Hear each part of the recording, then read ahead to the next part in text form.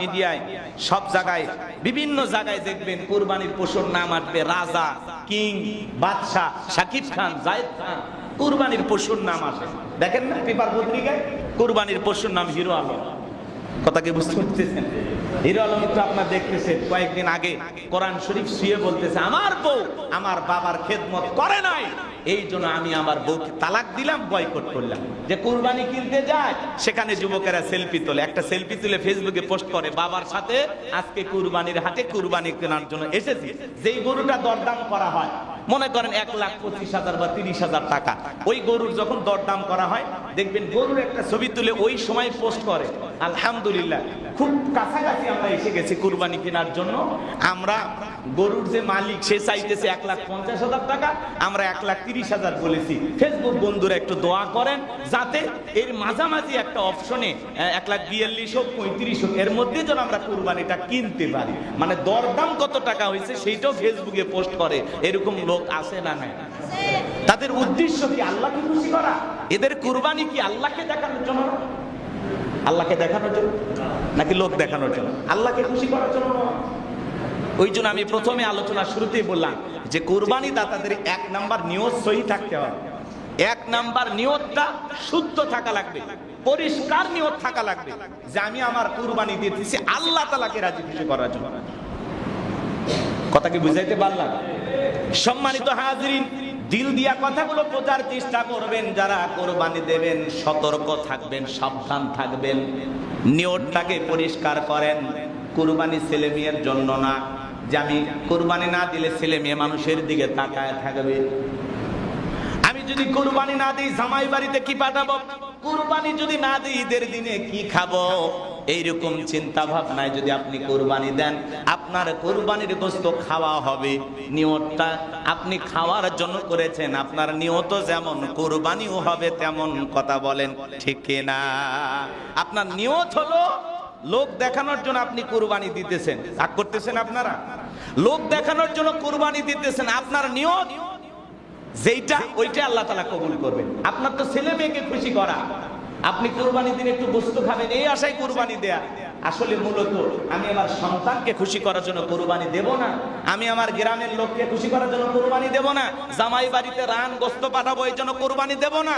আমার উদ্দেশ্য হলো আমি আমার রব আল্লাহকে খুশি করার জন্য কুরবানি দেব। ওয়ালাকিয়ানালুহুত তাকওয়া মিনকুম, বান্দারে আমি তোমার অন্তরের কুরবানিটা কবুল করব, তোমার অন্তরের নিয়তটাকে আমি আল্লাহ তাআলা কবুল করব। এইজন্য আপনার আমার নিয়ত পরিষ্কার থাকা লাগবে। আমাদের অন্তর থেকে যেন এই অনুভূতিটা জাগ্রত হয় যে আমি আমার আল্লাহকে খুশি করার জন্যই কুরবানি দিতেছি। ফাসাল্লি লিরাব্বিকা ওয়ানহার, রবির উদ্দেশ্যে সালাত আদায় করো, রবির উদ্দেশ্যেই কুরবানি করো। আমাদের জীবনের সব কুরবানি হবে কার জন্য? কুল ইন্না সালাতি ওয়া নুসুকি ওয়া মাহইয়ায়া ওয়া মামাতি লিল্লাহি রাব্বিল আলামিন। সূরা আনআম আয়াত নাম্বার 162 আল্লাহ তাআলা জানিয়ে দিলেন, নবীজি আপনি বলুন আমার নামাজ, আমার কুরবানি, আমার জীবন, আমার মরণ সব কিছু হবে আল্লাহ তাআলাকে খুশি করার জন্য। তাহলে গ্রামের লোককে দেখানোর জন্য কুরবানি নয়, সন্তানদেরকে গোশত খাওয়ানোর জন্য কুরবানি নয়, কুরবানি হবে আল্লাহ তাআলাকে রাজি খুশি করার জন্য। আগেই খাওয়ার নিয়ত করেন কেন?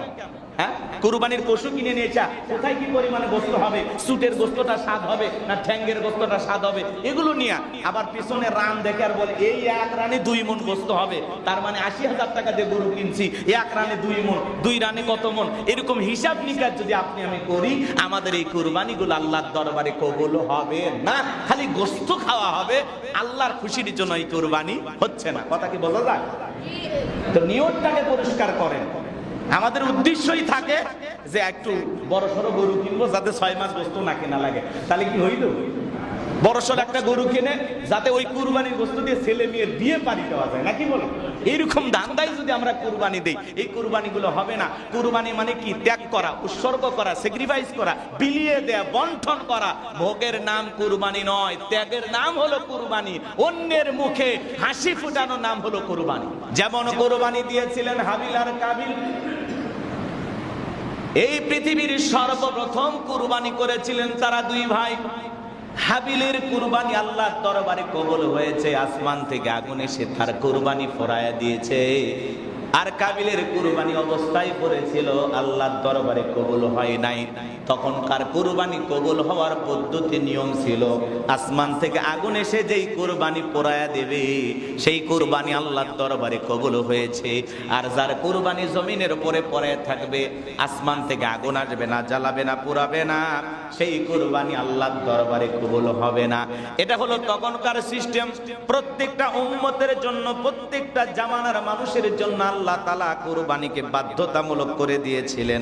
শুধুমাত্র কুরবানি আমাদের জন্য নয়, এই পৃথিবীর জমিনে যত উম্মতের আগমন ঘটেছে সবার জন্য কুরবানির নিয়ম দিয়েছেন কে? এই জন্য আল্লাহ তাআলা প্রত্যেকটা সম্প্রদায়ের মানুষের জন্যই কুরবানির নিয়ম করে দিয়েছিলেন। প্রত্যেকটা উম্মতের জন্য, প্রত্যেকটা জাতির জন্য, প্রত্যেকটা কওমের জন্য এই কুরবানির নিয়ম আল্লাহ তাআলা দিয়েছিলেন। তো তাহলে হাবিল কাবিলের জামানার যে কুরবানির সিস্টেম, বিভিন্ন পয়গাম্বরদের জামানায় বিভিন্ন সিস্টেমে কুরবানি, বিভিন্ন পদ্ধতিতে হয়তো, সময় যেহেতু কম এই জন্য বিস্তারিত কথা বলার সুযোগ নাই। তো আমি যেটুকু আপনাদের উদ্দেশ্যে বলতে চাই, আমাদের জন্য আল্লাহ তাআলা কুরবানির সিস্টেম দিয়েছেন। আমরা কুরবানি দেব, যারা কুরবানি দেবেন তিনটা জিনিস খেয়াল রাখবেন সব সময়। আমি অনেক জায়গায় বয়ান করতেও বলি, আপনাদের উদ্দেশ্যে বলতেছি তিনটা জিনিস। এক নাম্বার হলো নিয়তটাকে সহি করতে হবে। যারা কুরবানি দেবেন নিয়তটাকে কি করা লাগবে? শুদ্ধ করা লাগবে। ইন্নামাল আমালু বিন্নিয়াত, প্রত্যেকটা কাজ নিয়তের উপর নির্ভরশীল। কথাকে বোঝেন নাই? আপনি যে কোনো কাজ করতে গেলে আপনার নিয়তটাকে সহি থাকা লাগবে, উদ্দেশ্য ভালো হওয়া লাগবে, তাহলে আপনার এই কাজে সফলতা আসবে।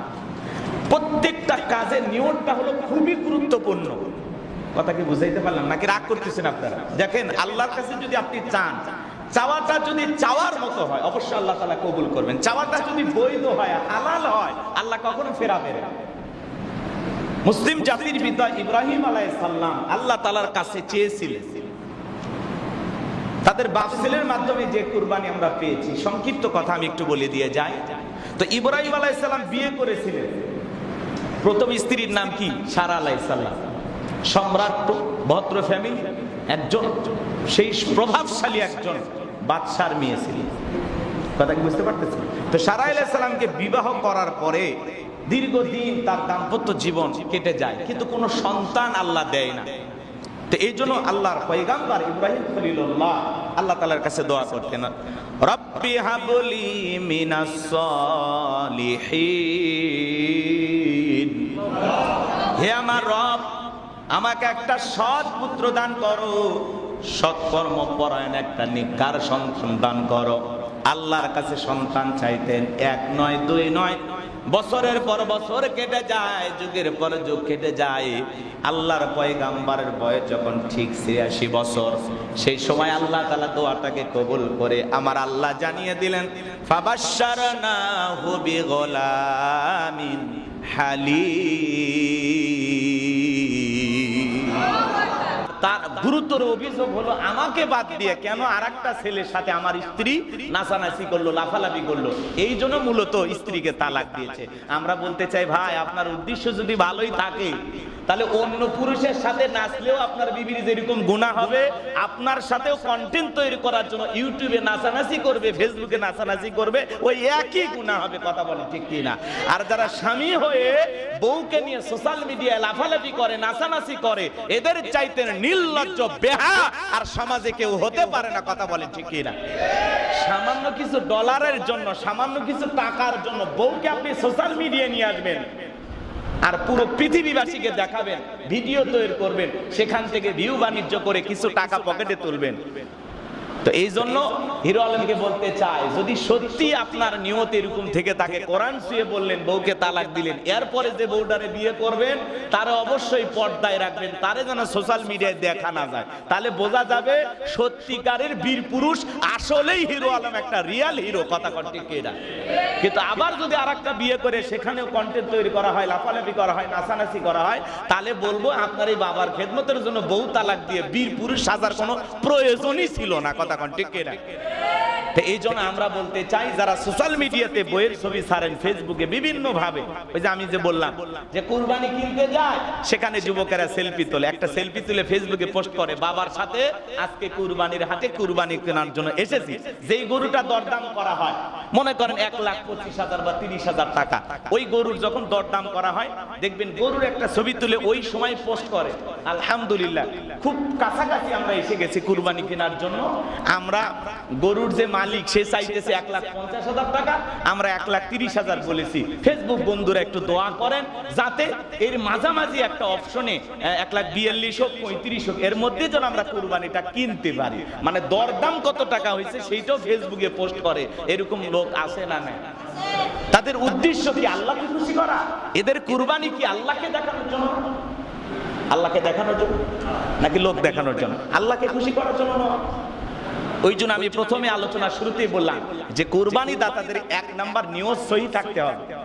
1 নাম্বার নিয়তটা শুদ্ধ থাকা লাগবে, পরিষ্কার নিয়ত থাকা লাগবে যে আমি আমার কুরবানি দিতেছি আল্লাহ তাআলাকে রাজি খুশি করার জন্য।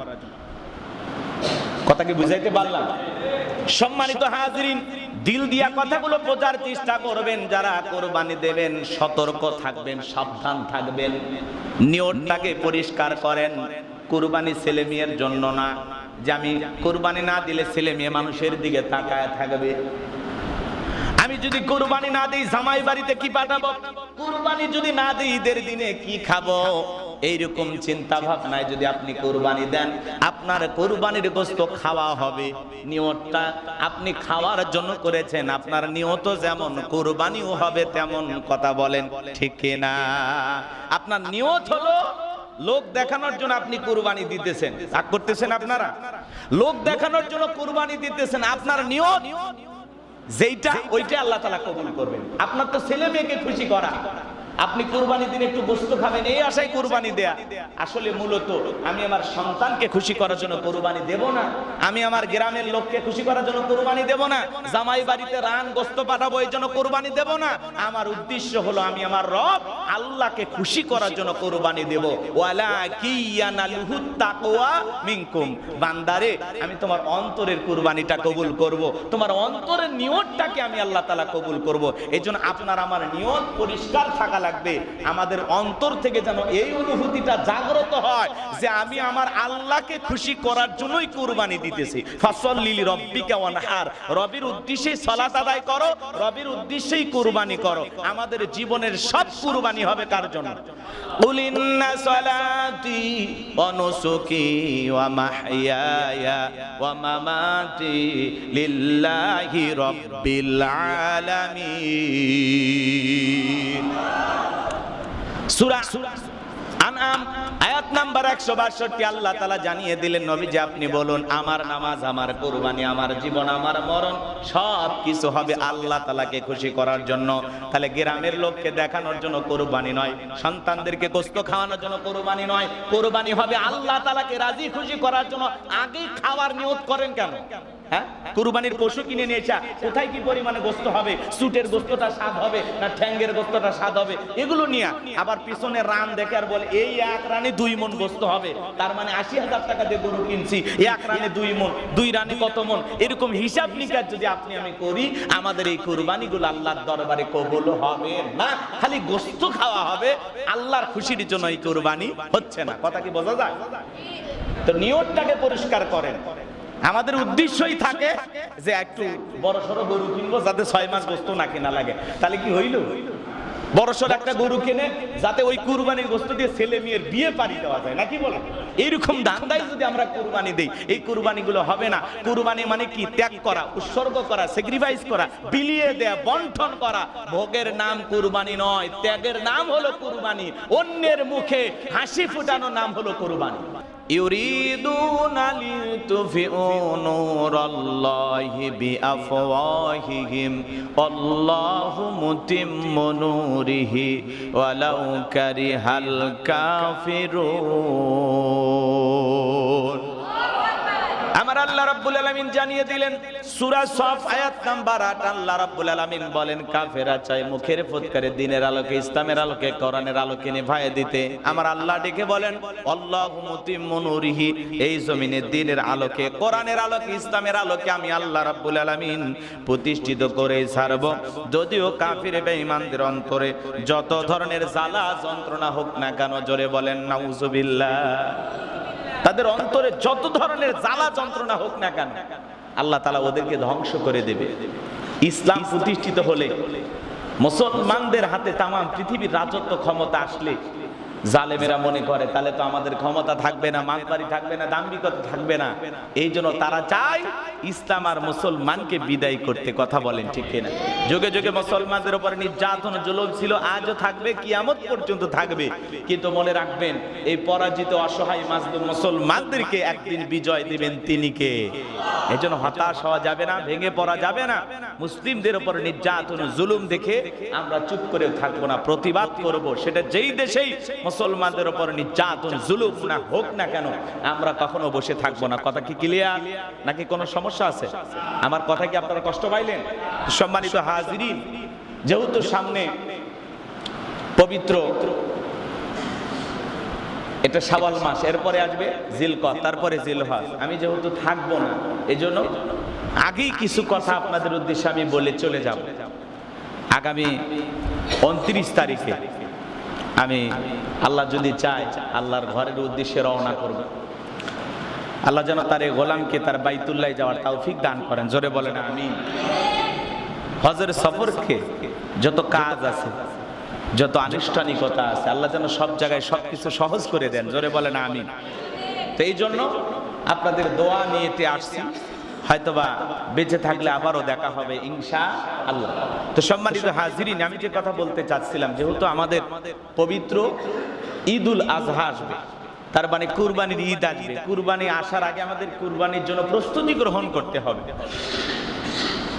আমি আগেই বলেছি কুরবানি এমন একটি ইবাদত যেটা কেবলমাত্র আল্লাহর সন্তুষ্টি অর্জনের জন্য জোরে বলেন কার জন্য আমার আল্লাহ রাব্বুল আলামিন বলেন লা ইয়ানালাল্লাহা লুহুমুহা ওয়ালা দিমাউহা ওয়ালাকিন ইয়ানালুহুত তাকওয়া মিনকুম আল্লাহ রাব্বুল আলামিন বলেন আমি আল্লাহর কাছে পৌঁছাই না তোমাদের গোশত তোমাদের রক্ত আমি আল্লাহর কাছে এগুলো পৌঁছাই না পৌঁছাই কি তোমাদের তাকওয়া ওয়ালাকিন ইয়ানালুহুত তাকওয়া মিনকুম বান্দারে কত লাখ টাকা দিয়ে গরু কিনেছো কত টাকা দাম হতে পারে কত মন গোশত হতে পারে কয় কেজি রক্ত এই গরুর শরীরে থাকতে পারে এগুলো আমি আল্লাহর কাছে পৌঁছাই না তোমাদের গোশত পৌঁছাই না রক্ত পৌঁছায় না পৌঁছায় তোমাদের অন্তরের তাকওয়া